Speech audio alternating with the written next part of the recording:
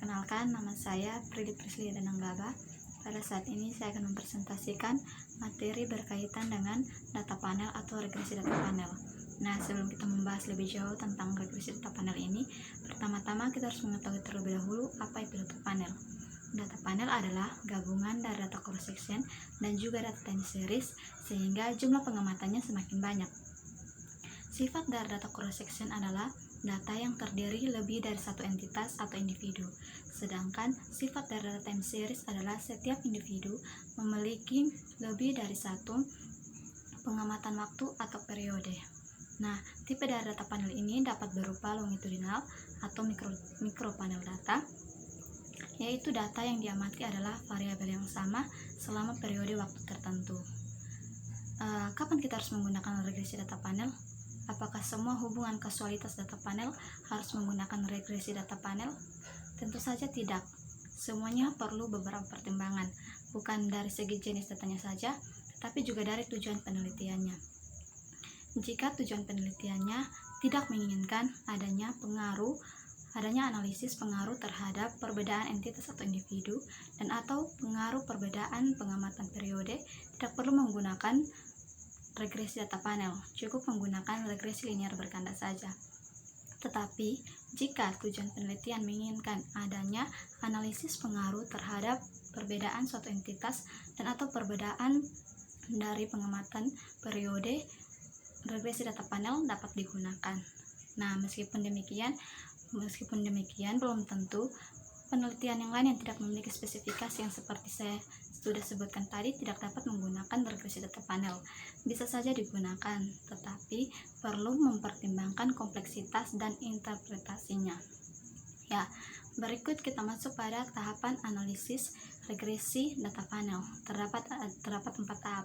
Yang pertama adalah estimasi model regresi data panel. Di situ ada 3 teknik yang ditawarkan. Yang pertama adalah common effect. Nah, common effect ini merupakan teknik yang paling sederhana untuk menentukan parameter dari data panel tersebut. Dia menggabungkan data cross section dan juga data time series tanpa mempertimbangkan adanya perbedaan waktu dan entitas atau individu. Nah, teknik yang kedua adalah teknik fixed effect. Teknik ini mengasumsikan bahwa setiap individu memiliki intercept berbeda, sedangkan slope-nya tetap atau sama.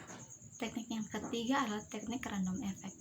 Teknik ini mengasumsikan bahwa setiap perusahaan memiliki intercept-nya berbeda-beda, dan intercept tersebut adalah variabel random atau stokastik. Masuk pada langkah yang kedua adalah pemilihan model atau teknik regresi data panel. Yang pertama di situ dapat melakukan 3 uji. Yang pertama uji statistik F. Nah, uji ini dapat digunakan untuk memilih antara model common effect atau model fixed effect. Yang kedua adalah uji Hausman.